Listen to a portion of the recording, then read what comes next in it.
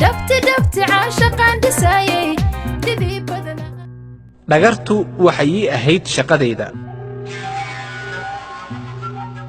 sidaasi waxaa yidhi ninkan barnaamijkan waxaan ugu magac daray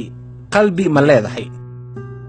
haddaba waxaan barnaamijkan ku soo qaadanaynaa ninka lagu magacaabi jiray yuri alexandrovich besmanov oo markii dambe la baxay magaca beenta ah thomas david si uu isku qariyo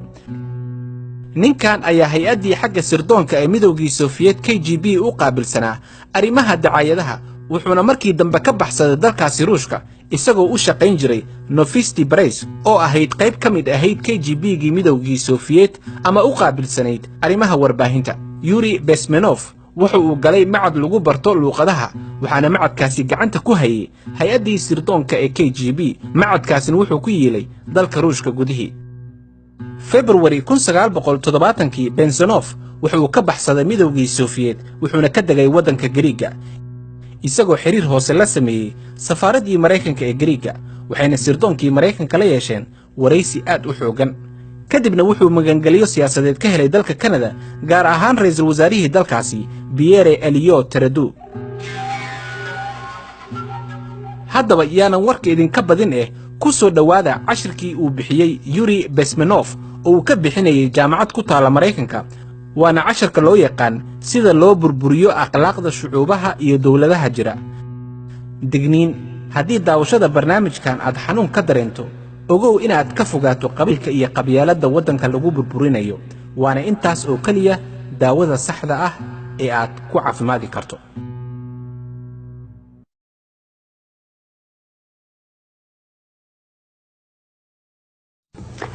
tijaabada qaribaadda waxay soo bilaabatay muddo laga joogo 2500 sano ka hor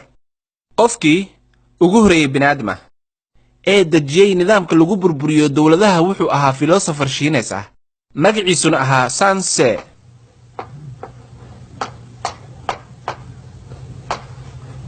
muddo laga joogo 2500 sano ka hor wuxuu ahaa la taliye wuxuu talooyin siin jiray imbaradoriyadihii Shiinaha ka talin jiray wuxuu yiri markii aad u fikiray haddii aad dhax gasho haddii aad gasho arrimaha siyaasadda dibadda dagaalada dunida ka dhaca waxa ugu badan dagaalada dunida ka dhaca ee cagsiga ah ama halka dhinac ah iyo kuwa kaleba waad ogtihiin dagaalku uu ku qotomo siyaasadda dawladda sax haddii aad doonayso inay guulaysato fulinta siyaasaddaada oo aad adiga dagaalkii bilowdo waxaad qaaday dariiq ahbalnimo ah fanka ugu sareeya ee sharciga dagaalka waa in aadan dagaal qaadin gabi ahaanba laakiin aad qaribtaa wax waliba oo qiimo ka leh waddanka cadowgaaga ah ilaa laga gaaro waqti aad weeciso aragtida cadowgaaga dhabta ah heer aad gaarsiiso cadowgaaga inuusanba arag cadowtinimada adiga iyo nidaamkaaga u adeegso nidaamkaaga iyo ilbaxnimadaada iyo hamigaaga fiiri cadowgaaga adigoo u jeheynaya dhan kale haddii aan loo baahnayn ugu yaraan waxay noqon howlgal midabka casaanka ah ayaa ka wanaagsan geerida taasi waa hadafka ugu dambeeya nidaamka ugu wanaagsan ee qaribaadda dawladaha waa adigoo cadowgaaga hal rasaas ah ku gamin waaba haddii qaribaadda lagu guulaysto waana tan qaribaadda asalkeeda waa maxay qaribaadda waxay ka kooban tahay 4 xilli oo isku jaango'an waxaynu ka bilaabi halkan una socon nidaamkaasi waana halka ay wax ka bilaabanayaan nidaamka ugu horeeya qaribaadda waa nidaamka loo garanayo aas-aaska burburinta akhlaaqda dadyowga macnaha oo qayaxan waa kan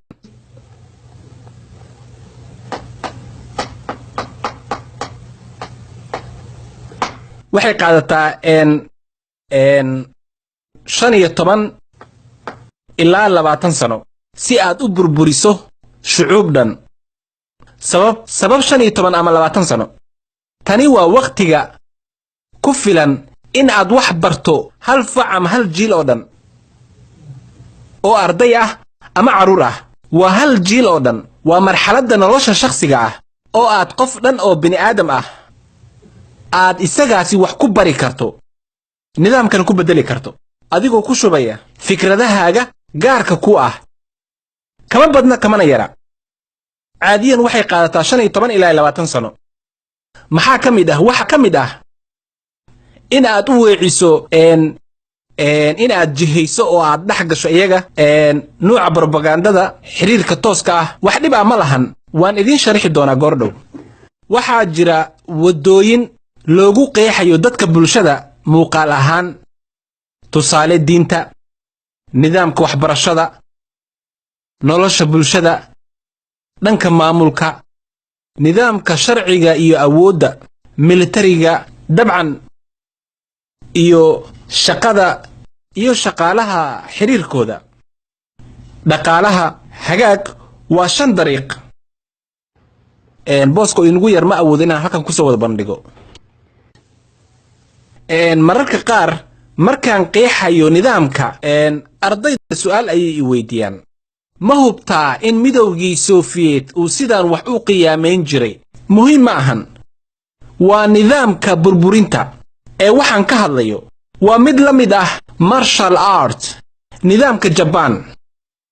waxa laga yaabaa in qaarkiin ay xasuustaan nidaamka difaaca haddii cadowga ka awood badan yahay adiga ka culus yahay aad ayay xanuun badan tahay in aad weerarka kugu soo jihaysan iska difaacdo haddii qof ka culus uu feer wajiga kala soo aado waa mid aad u adag in aad ka hortagto aad iska difaacdo feerkiisa awood badan dalalka Japan iyo Shiinaha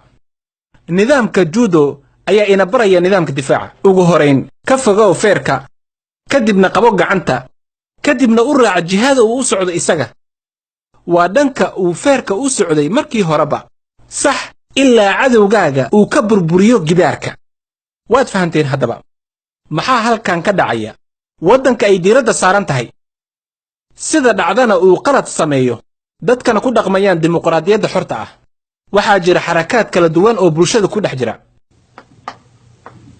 caadiyan bulsho waliba oo dunida ka jirta waxaa ku jira kuwa iyaga ka soo horjeeda laga yaabay dambiilayaal ah ama ku khilaafsan ideolojiyad ahaan siyaasadda dawladda jirta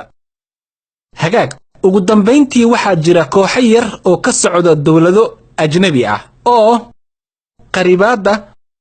loo shaqaaleeyay hagaag haddaba dhammaan xarakaadkaasi jira waxaa loo jihaynayaa hal dhinac sax tani waa waqtigii aad qaban lahayd dhaqdhaqaaqa una jihayn lahayd ilaa aad soo jiidato si xoog ah dhammaan bulshada heer dhibaatada burburka ah hagaag taasina waa nidaamka dhabta ah ee martial art ma istaajinayno cadowgeena waan u ogolaan inay socdaan oo ku caawin socodka welibana jihada inaga aan doonayna inaan u kaxayno okay haddaba heerarka burburinta akhlaaqda waa mid iska qayaxan midaasi oo ku wajahan shucuubta iyo dalalkaba kuwaasi oo ku kala socda jihooyin kala duwan oo aasaaska akhlaaqda iyo mabaadiida si aad wax ugu qabato xarakaadkaasi iyo sidaad ugu danaysan lahayd waa waajib aas u ah burburinta akhlaaqda shucuubta waxaan haysanaa diinta waxaan haysanaa waxbarashada waxaan kala haysanaa nolosha bulshada nidaamka awoodda dawladda xiriirka shaqaalaha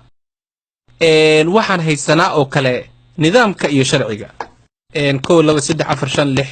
okay kuwani waa jihooyinka loo maro burburinta akhlaaqda shucuubaha waa maxay macnaha dhabta ah midda diinta aan eegno burburi ku maadayso ugu bedel kooxa caqiidooyinkooda kala duwan yihiin kuwaasi oo bulshada soo jiidan kara ama kuwa iska dhayeelsada diinta wax dhib ah ma laha runtii haddiiba iyaga sida hoose ay ogol yihiin caqiidada diinta oo ay si daran ugu dhagan yihiin waa in aad ugu fogaysaa hadafkooda sare ee xagga diinta ah si aad dadka ay ula sii xiriiraan abuuraha sare waa ka ujeedka sidaas darteed ku bedel ururada diimaha ee ay dadka ogol yihiin ee ixtiraam xagga diinta ah ka leh dadka dhexdii ku bedel ururo been abuur ah oo xagga diinta ah waa inaad ka jeedisaa dadka iimaanka dhabta ah ugu bedel diimo kala duwan aanan jirin waxbarashada ka fogay iyaga inay bartaan wax maskaxdooda kor u qaadi kara oo dhab ah oo muuqda ugu bedel xisaabta fiisikiska afafka qalaad chemistryga bar iyaga taariikhda dagaalada dhexdooda ah cuntooyinka dalka dhaqaalaha guriga iyo sida galmada loo sameeyo wax waliba oo aad u fogeyn kara caqliyadooda hagaag nolosha bulshada ugu bedel waxyaabo aas-aasiga ah ururo iyo hay-ado dhaqan rog ah oo la been abuuray waa inaad ka saartaa gabi ahaanba shacabka ka fogee iyaga mas'uuliyadda middaasi oo keenaysa inay isku xirto shakhsiyaad iyo kooxo kala duwan oo waddaniyiin ah ugu bedel shakhsiyaad aanan jirin oo iyaga dhan siduu doono u xukumi kara bedel nolosha shucuubta iyo xiriirka ka dhexeeya labada dariska ah waa inaad abuurtaa shaqaale dhanka bulshada ah si xeer ah kuwaasi oo ka amar qaata waa kee ma bulshada maya madax aan la dooran daawade ninkan wuxuu yidhi bureaucracy haddaba macnaha ereygan waa madax dowladda ka mid ah oo aan la dooran ama xafiisyada dowladda ka mid ah oo sharciyadooda iyo maamulkooda uu adag yahay maxaa yeelay maamulkooda uu aad u tiro badan haddaba aan ku sii soconno ujeedka ugu weyne shaqaalaha bulshada loo doonayo ma ahan qoyskaaga ma ahan xiriirka ka dhexeeya bulshada inteeda kale ujeedka ugu weyn waa in dhaqaale laga helaa dowladda okay waa arrin aad ugu fog dabiiciga awoodda